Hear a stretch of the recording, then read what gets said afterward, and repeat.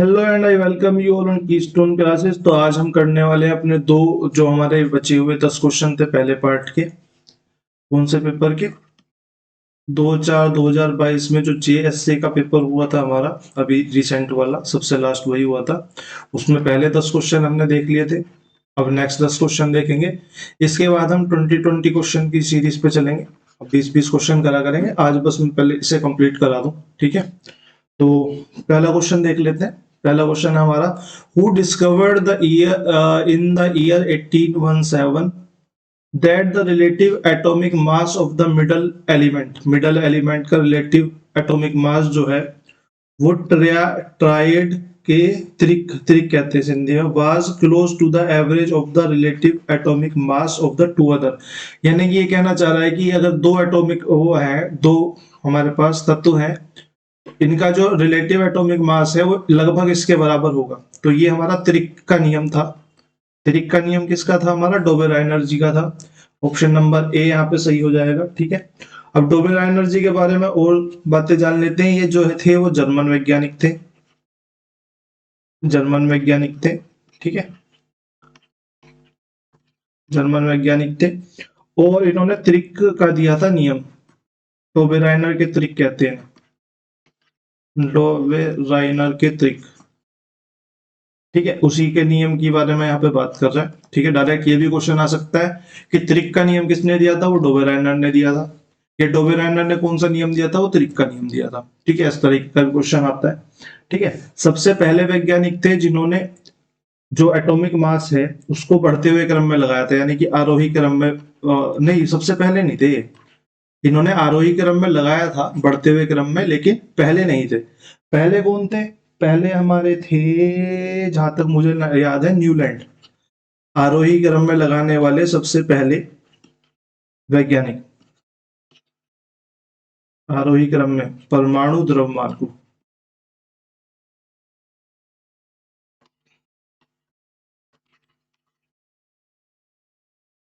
पहले वैज्ञानिक, ठीक है।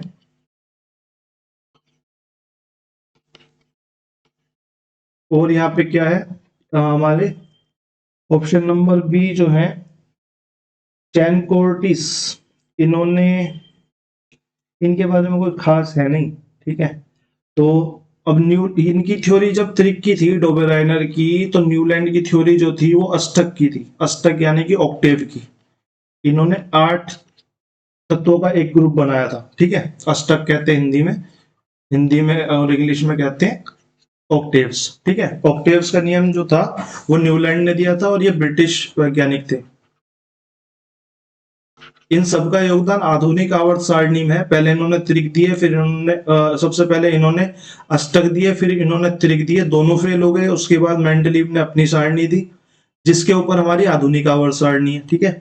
मेंडलीव सारणी के ऊपर ही हमारी आधुनिक आवर्त सारणी बनी हुई है, ठीक है। मेंडलीव आवर्त सारणी कहते हैं हम इसे।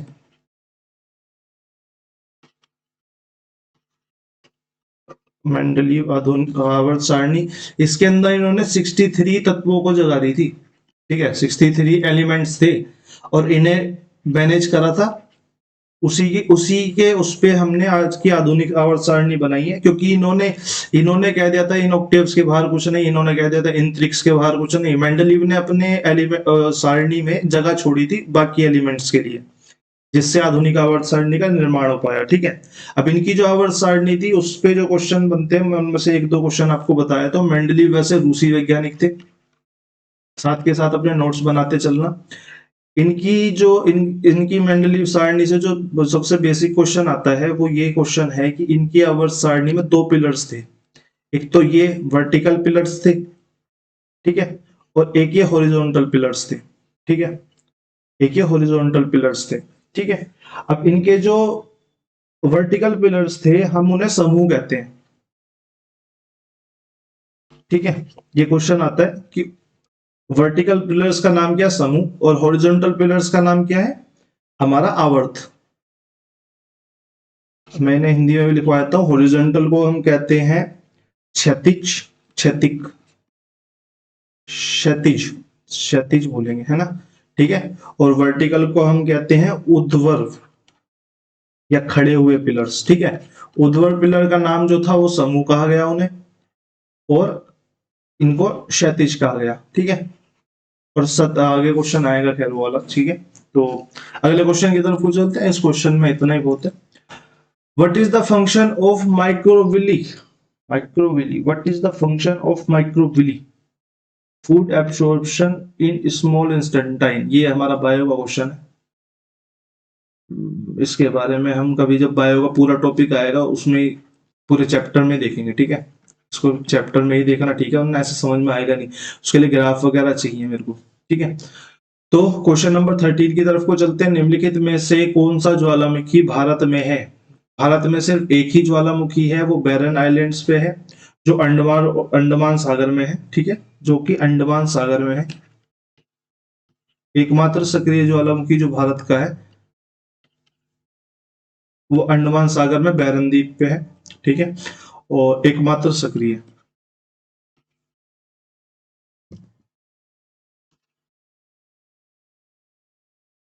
ठीक है। और इसमें जो लास्ट जो विस्फोट हुआ था, लास्ट विस्फोट जो हुआ था वो हमारा हुआ था 2022 में, 2020 में, सॉरी 2020 में, ठीक है। अब बाकियों के बारे में जान लेते हैं। माउंट फूजी, माउंट फूजी जैसे नाम से पता चल रहा है आपको, ये कोई जापानीज कोरियन टाइप का नाम है। तो ये हमारा माउंट फूजी जो है वो जापान में टोक्यो में है, ठीक है, क्योंकि जापान जो है वो प्रशांत सागर की रिंग ऑफ फायर्स में पड़ता है, ठीक है, रिंग ऑफ फायर्स में पड़ता है। तो इसके द्वीप पे, जापान के टोक्यो द्वीप पे, जो इसकी राजधानी भी है, उसी पे ये माउंट फूजी है, ठीक है। क्रैकेट क्या है ये? क्राकाटोआ, क्राकाटोआ होता है, क्राकाटोआ। ये हमारा जाव इंडोनेशिया में है।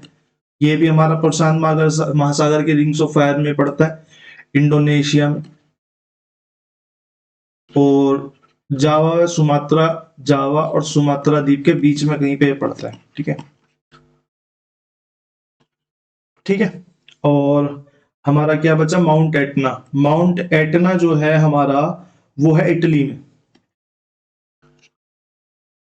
माउंट एटना जो है हमारा इटली के सिसली में है, ठीक है, सिसली नामक जगह पे, ठीक है। ये चारों हो गए। अगले क्वेश्चन की तरफ को चलते हैं। Question number 14। निम्नलिखित में से कौन सा एक अधातु है? अधातु है फ्लोरीन, एल्युमिनियम धातु है, मैग्नीशियम धातु है, सोडियम धातु है, ठीक है। इन सब के बारे में हमें पता है। सोडियम जो है वो बटर की तरह काटा जा सकता है,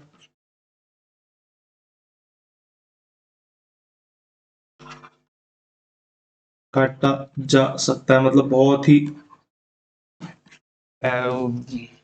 भंगुर टाइप का धातु है, ठीक है। एल्युमिनियम से हमारे एरोप्लेन बनते हैं।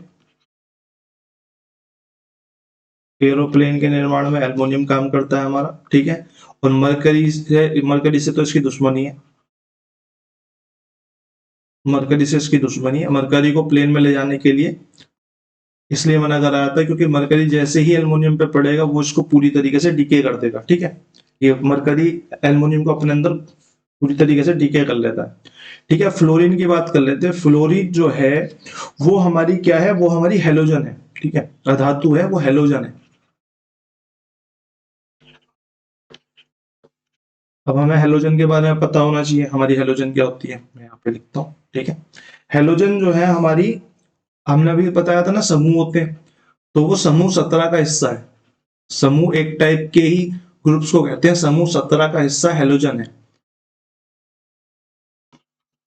समूह 17 में जितने भी हैं उन सबको हेलोजन्स कहा जाता है। हिस्सा को थोड़ा सा देख लेना। तो समूह 17 में कितनी है वो है हेलोजन्स है? हमारी यहाँ पे 6 हेलोजन्स है,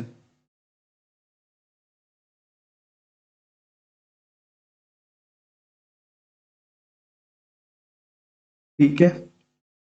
तो हमारे यहाँ पे 6 हेलोजन्स है ना, 1 2 3 4 5 6। Fluorine, chlorine, bromine, iodine, sodium और एस्टेटीन, है ना। तो मैं लिख ही देता हूँ ना। फ्लोरीन, फ्लोरीन का जो साइन होता है वो होता है F, ठीक है। सेकेंड पे क्लोरीन, क्लोरीन का साइन होता है Cl। थर्ड पे हमारी आ जाएगी हमारी क्या, ब्रोमीन, Br।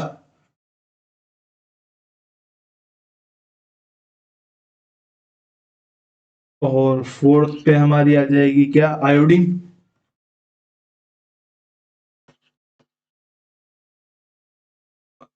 आयोडीन, ठीक है। आयोडीन को हम कैसे डिनोट करते हैं, आई से। हेलोजेंस का जो क्वेश्चन है वो बहुत ज्यादा बनते हैं, बहुत ज्यादा क्वेश्चन है हेलोजन पे। अभी मैं बेसिक ही करा पाऊंगा हेलोजन का, जब स्पेसिफिक धातु का क्वेश्चन नहीं आएगा, हेलोजन का क्वेश्चन आएगा, फिर इसका दूसरा एक टॉपिक उठा लेंगे। अभी हम सिर्फ नाम देख लेते हैं यहाँ पे। पांचवें नंबर पे हम बोल देंगे सोडियम। और छठे पे हमारा आ जाएगा एस्टेटीन, होता है एक धातु, एस्टेटीन, एस्टेटीन, ठीक है। इसको हम डिनोट करते हैं आपका एटी से, ठीक है।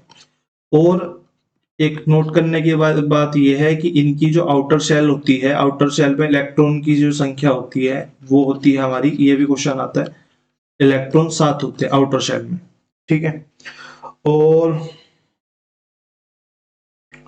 फ्लोरीन के बारे में एक दो चीजें और देख लेते हैं, जैसे कि फ्लोरीन जो है सबसे हल्का हेलोजन हेलोजन है।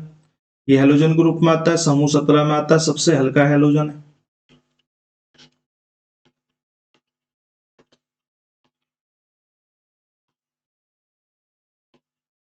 सबसे हल्का हेलोजन है और सबसे अधिक विद्युत ऋणात्मक है, यानी कि नेगेटिव चार्ज सबसे ज्यादा है इसका।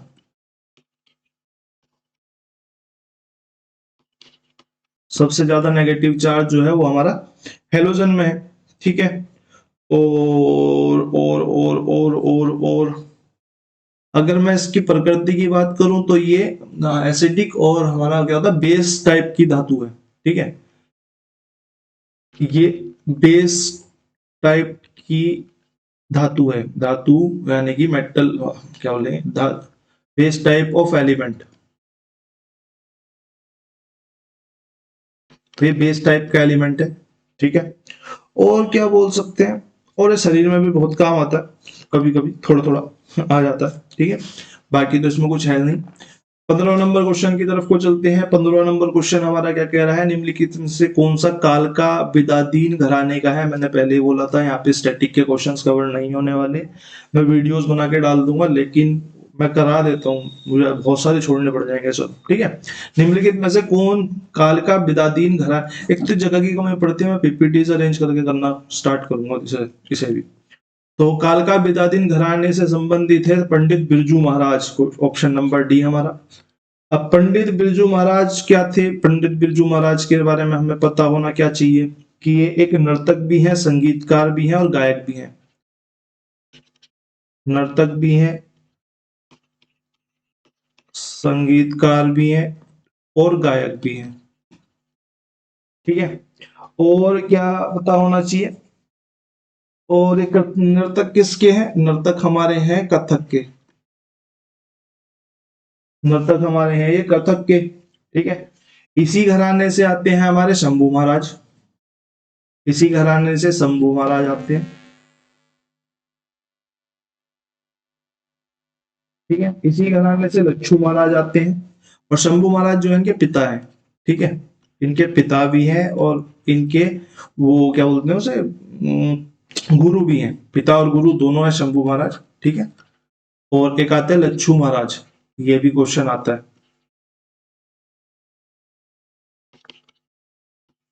लच्छू महाराज, ठीक है। और इनके बारे में और क्या पता होना चाहिए, इनको 1986 में पद्म विभूषण भी मिला था, 1986 में, ठीक है। 1986 में पद्म विभूषण भी मिला था।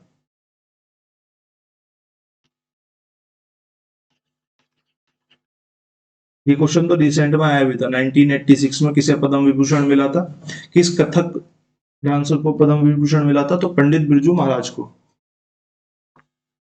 थोड़ा थोड़ा हम बाकी क्वेश्चन, बाकी जो ऑप्शन है उनके बारे में भी जान लेते हैं, जैसे गोपी कृष्ण है। काला बिदादीन जो घराना है वो हमारा लखनऊ से बिलोंग करता है। कभी कभी ये क्वेश्चंस भी आ जाते हैं कि कौन सा घराना कहाँ लोकेटेड है, ये लखनऊ से लोगों हमारा रिलेटेड है, ठीक है। अब गोपी कृष्ण के बारे में हमें क्या पता होना चाहिए, गोपी कृष्ण जो है वो कथक के नर्तक हैं और बनारस घराने से ताल्लुक रखते हैं।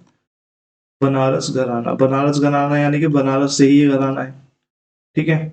और इनके बारे में क्या पता होना चाहिए, इन्हें पद्मश्री मिला था 1975 में। पद्मश्री जो इनको सम्मान मिला था वो पद्मश्री, इनको मिला था पद्म भूषण। अब रुक्मणी देवी के बारे में जान लेते हैं।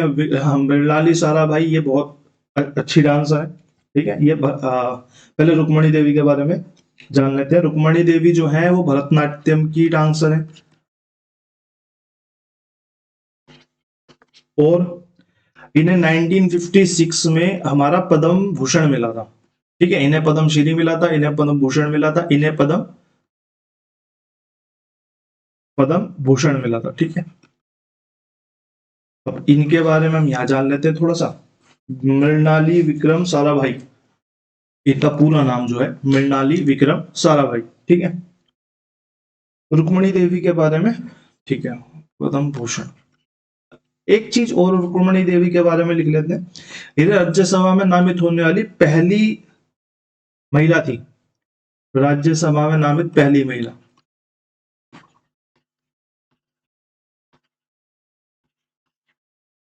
नामित पहली महिला, ठीक है। ये भी एक अच्छा क्वेश्चन बन जाता है, ठीक है। मृणाली विक्रम साराभाई के बारे में हमें क्या पता होना चाहिए कि ये दो डांस करती हैं। आपको इनका नाम भरतनाट्यम में भी मिलेगा और आपको इनका नाम कथकली में भी मिलेगा, ठीक है। और इन्हें दो अवार्ड मिल चुके हैं। 1965 में इन्हें पद्मश्री मिला था, 1965 में इन्हें पद्मश्री भी मिल चुका है, और 1992 में इनको पद्म भूषण मिला था, ठीक है। 1992 को इनको पद्म भूषण मिला था, ठीक है। ये हमारे चारों जो डांसर थे उनके बारे में हमने थोड़ा थोड़ा जान लिया, काफी डिटेल में जान लिया। जो क्वेश्चंस आ सकते थे वो सब हमने जान लिए यहाँ पे, ठीक है। अब अगले क्वेश्चन की तरफ को चलते हैं। ओहो, दोबारा से एक बार घर आने का क्वेश्चन आता हुआ। सरोद वादक अली अकबर खान का संबंध किससे था? सरोद वादक अली अकबर खान का संबंध मेहर घराने से था, ठीक है। ये तो इसने घराने का तो नाम अपने आप ले दिया। अब अब हम एक काम करते हैं, अली अकबर खान के बारे में थोड़ा सा जान लेते हैं। अली अकबर खान के बारे में अगर हम जाने तो इन्हें 19 सरोद वादक थे, हमें पता चल गया। मेहर घराने से तो हमें पता चल गया। हम इनके बारे में जान लेते हैं। इनका अवार्ड जो मिला था, इनको मिला था 1967 में पद्म विभूषण, सॉरी पद्म भूषण। पहले पद्म भूषण मिला था, फिर विभूषण मिला था 1989 में पद्म भूषण विभूषण पद्म विभूषण मिला था, ठीक है। बाकी घरानों के मेन इलाहाबाद घराना, जयपुर घराना, चलो इलाहाबाद घराने का जो एक मेन है वो है हमारी कृष्णा देवी। इनके बारे में पता होना चाहिए। कृष्णा देवी जो है वो इलाहाबाद घराने से रिलेट करती हैं। और जयपुर घराना या जयपुर अतरौली घराना, जयपुर घराने को जयपुर अतरौली घराना भी कहते हैं, तो इसमें कंफ्यूज होने की कोई जरूरत नहीं। जयपुर अतरौली घराना जो है ये स्टैब्लिश हुआ था हमारा अल्लादिया खान के द्वारा।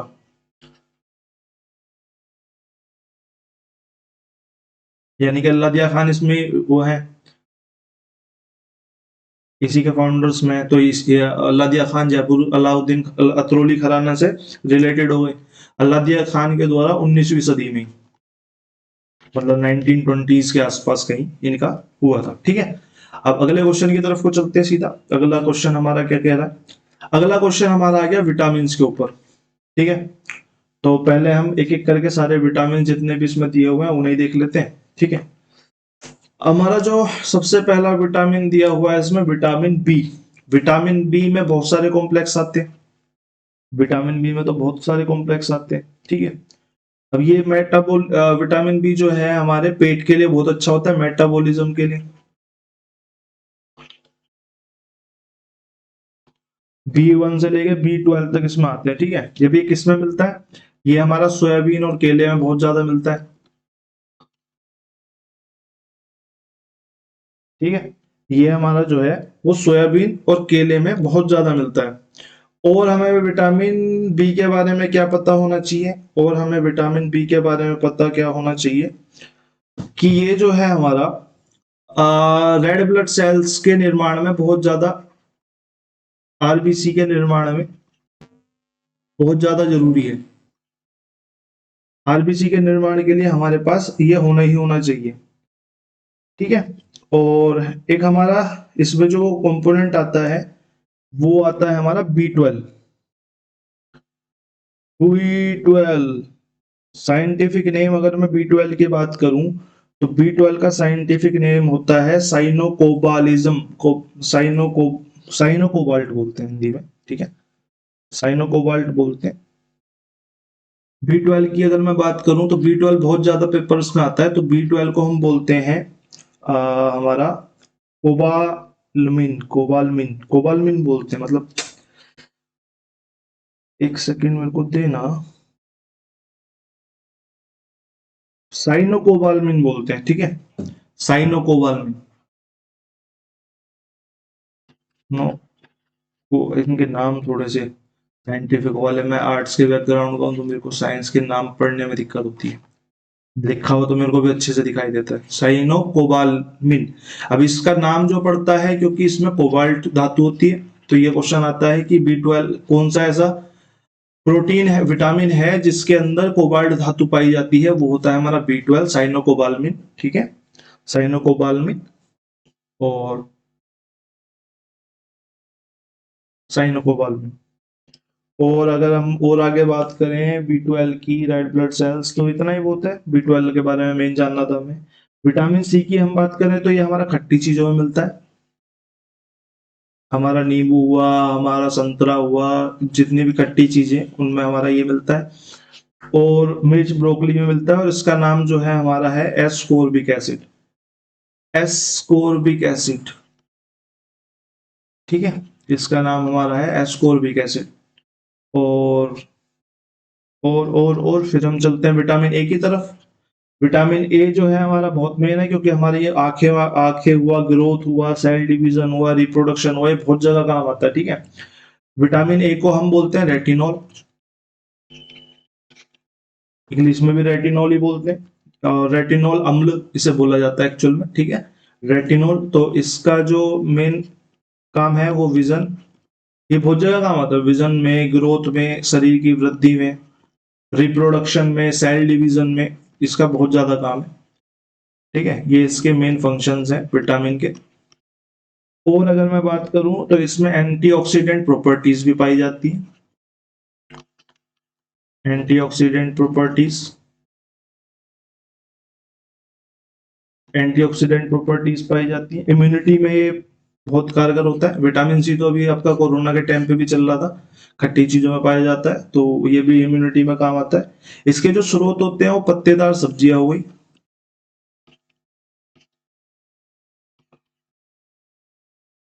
पत्तेदार सब्जियां हो गई, दूध हो गई, अंडे हो गए, दूध हो गई, अंडे हो गए, ये सब इसके सोर्स हो गए। ठीक है, और अब हमारा बचता है क्वेश्चन विटामिन डी। इसके बारे में एक चीज तो इसने दे रखी है कि ये शरीर में हड्डियों में हड्डियों और दांतों के लिए कैल्शियम में उपयोग सहायता करता है। ये कैल्शियम का एक्चुअल में पाचन में सहायता करता है, शरीर में कैल्शियम के पाचन में सहायता विटामिन डी करता है। ठीक है, अवशोषण में, एब्सॉर्प्शन में ये काम करता है हमारा, सॉरी। और अगर मैं बात करूं, इससे जो है हड्डी का जो रोग होता है वो उसे प्रिवेंट करता है, हड्डी के रोग होने से। हड्डी के रोग को हम कहते हैं ऑस्टियोपोरोसिस, ऑस्टियोपोरोसिस, ऑस्टियोपोरोसिस। पता नहीं मैं शायद सही कर रहा हूँ प्रोनाउंस या नहीं कर रहा हूँ, ऑस्टियोपोरोसिस, क्योंकि इंग्लिश में भी आता है आपका, वोकैब्स में भी आता है ये वर्ड, तो मेरे को ऐसे ही याद है, ऑस्टियोपोरोसिस, पोरोसिस। ठीक है, अब इसके जो सोर्स होते हैं, अगर मैं सोर्स की बात करूं तो मछली का तेल। ठीक है, मछली का तेल, oily fish, egg yolk, meat, red meat, yolk यानी कि अंदर वाला पीला वाला पार्ट, और रेड मीट, इसके जो मेन सोर्स है वो ये है। ठीक है, क्वेश्चन नंबर 17 हमने देख लिया। क्वेश्चन नंबर 18 की तरफ को चलते हैं। क्वेश्चन नंबर 18 हमारा क्या कह रहा है, निम्नलिखित में से INSA young historian of science award 2020, ये हमारा करंट अफेयर का क्वेश्चन है। अब जो करंट अफेयर आएगी वो 2020 की नहीं आने वाली है, तो हम करंट अफेयर को डील नहीं करने वाले पेपर्स में। ये भी हमारा करंट अफेयर का क्वेश्चन है, ये भी हमारा चेंज होकर आएगा। अब वाली करंट अफेयर नहीं आएगी, 2024 में पेपर हो रहा है तो ज्यादा ज्यादा 23 तक की करंट अफेयर आएगी। ये 2021 का क्वेश्चन है, डील करने की हमें कोई जरूरत नहीं है। ठीक है, अगला क्वेश्चन हम देख लेते हैं। पृथ्वी पर कहाँ ठंडे मरुस्थल नहीं पाए जाते? पृथ्वी पर कहाँ ठंडे मरुस्थल नहीं पाए जाते? ठंडे मरुस्थल से हमारा क्या मतलब है भाई? एक तो मरुस्थल होता है, एक होता है हमारे ठंडे मरुस्थल। अब मरुस्थल की डेफिनेशन हमारी क्या है? जहां पे वनस्पति ना उग सके, वनस्पतियां ना उग सके। ठीक है, जैसे सहारा हो गया, वहां गर्मी के कारण वनस्पति नहीं उग सकती, या फिर ह्यूमन लाइफ फॉर्म जो है वहां पे दुर्लभ हो, वही सब हमारे मरुस्थल होते हैं। जैसे सहारा हो गया, काला गोबिया हो गया, ठीक है, और बहुत सारे हैं। ठीक है, अभी ठंडे मरुस्थल क्या हुए? ये तो गर्म मरुस्थल हो गए, यहाँ तो रेत रहती है। ठंडे मरुस्थल जहां पे बर्फ होती है भाई, वहां भी तो वनस्पति नहीं उग सकती, वहां भी तो जीवन दुर्लभ ही है, वहां भी वनस्पति नहीं उगती। भाई जितने भी ठंडे इलाके हैं, जैसे अंटार्कटिका हो गया, साइबेरिया हो गया, साइबेरिया हो गया, ये जो इलाके हैं यहाँ भी तो जीवन दुर्लभ ही है, तो इनको हम ठंडे मरुस्थल की कैटेगरी में रखते हैं। मरुस्थल तो हमारा मतलब ये है जहाँ पे वनस्पति नहीं हो सकती। मरुस्थल से कहीं भी ये मतलब नहीं है कि वहां पे रेत होना चाहिए और गर्म हवा होनी चाहिए। मरुस्थल ऐसी सब जगह हैं जहां पर वनस्पति या जीवन दुर्लभ हो। ठीक है, तो ठंडे मरुस्थल जो है हमारे, वो अंटार्कटिका और साइबेरिया की तरफ है। अगर किसी ने मैप पढ़ा है तो नीचे और ऊपर की तरफ में ही ऐसे मरुस्थल हैं, नीचे और ऊपर की तरफ में ही ऐसे मरुस्थल हैं, यानी कि अंटार्कटिका, साइबेरिया, इस तरह रशिया से लगते हुए जो इलाके हैं ठंडे इलाके, वो सब ऊपर की तरफ है, बीच में नहीं है। इस बेल्ट में आपको ठंडे मरुस्थल नहीं मिलेंगे, बीच वाली बेल्ट में। तो ये वाली बेल्ट कौन सी होती है? ये वाली बेल्ट होती है हमारी भूमध्य सागरीय क्षेत्र। ठीक है, अंटार्कटिका में तो है ही, ग्रीनलैंड में भी बर्फ है, और उत्तरी अमेरिका के ऊपर की तरफ भी बर्फ है। तो इन सब में तो है, इन सब में तो बर्फ पाई जाती है, यहाँ पे ठंडे मरुस्थल है। लेकिन ये मिडल वाले पार्ट में जो भूमध्य सागर के पार्ट है, भूमध्य यानी कि आपकी जो सेंट्रल लाइन के आसपास के पार्ट्स हैं, वहां पे आपको ये वाले मरुस्थल नहीं देखने को मिलेंगे, क्योंकि यहाँ पे धूप अच्छी खासी आती है। जहां धूप की कमी होगी वहीं पर ठंडे मरुस्थल बनेंगे, जहां पे धूप की कमी होती है, पोल्स पे हमारी धूप की कमी होती है। ठीक है, अब आज के लिए हमारा इतना ही। आज हमने ये 20 क्वेश्चन यहाँ पे निपटा लिए। अब आपसे अगली क्लास में मुलाकात होगी 20 क्वेश्चन के साथ। अभी तक हम 2 क्लासें कर चुके हैं, जो कि हमारी 10-10 क्वेश्चन की हो चुकी है। अब अगली क्लास हमारी 20 क्वेश्चन की होगी। ठीक है, थैंक यू।